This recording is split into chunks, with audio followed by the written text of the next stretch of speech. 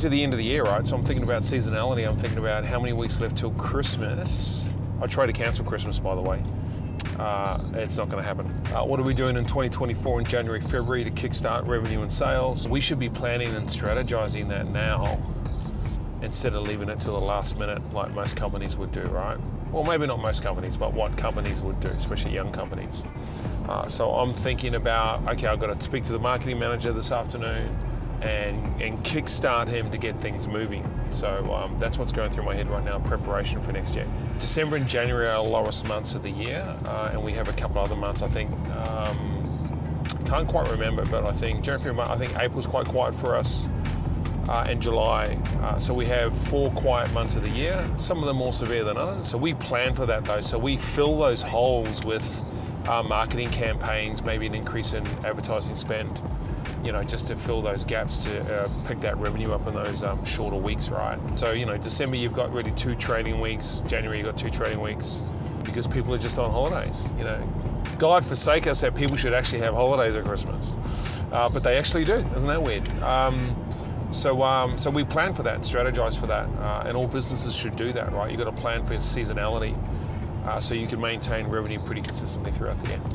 Think deeply about it. So we have a promotional calendar, a marketing calendar,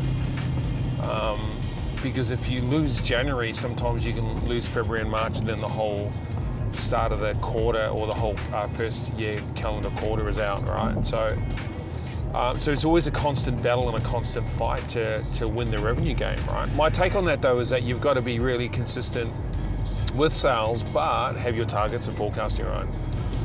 Most people over fucking forecast on what they can and can't achieve, and that creates a big problem and stress for the whole sales team and the marketing team.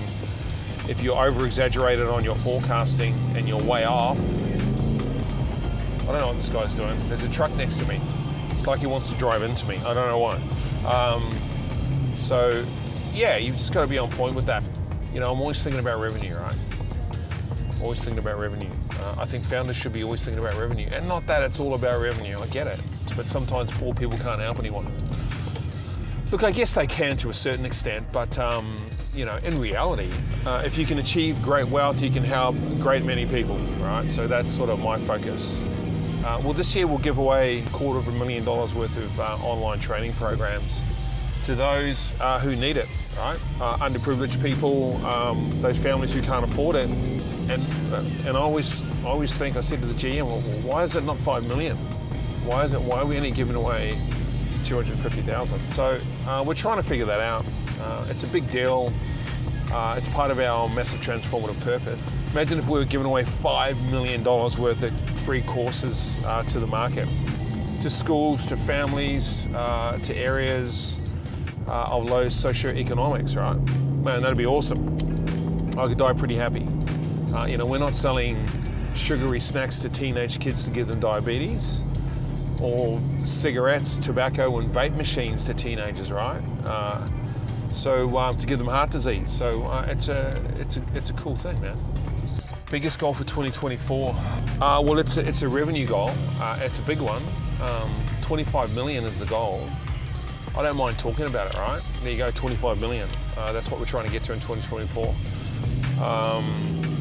So we're working hard towards that. Will we get it? Definitely get it. We just have to pull the right levers at the right time and do a few things well, right? I was going to stop and grab a coffee, but there's no parks. Well, there's a park there, but anyway, we'll keep moving on.